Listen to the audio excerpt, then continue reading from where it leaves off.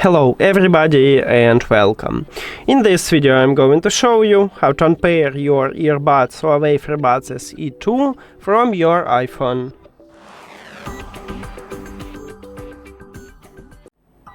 You have to start by open Settings and then go to the Bluetooth.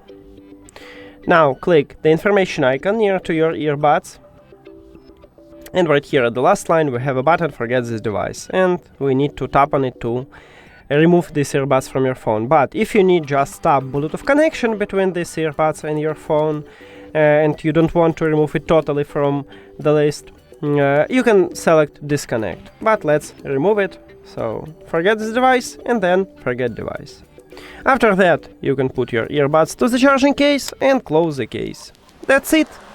Thank you for watching this video. If you found it helpful, please consider subscribing to the channel and leave the like on the video. See you later!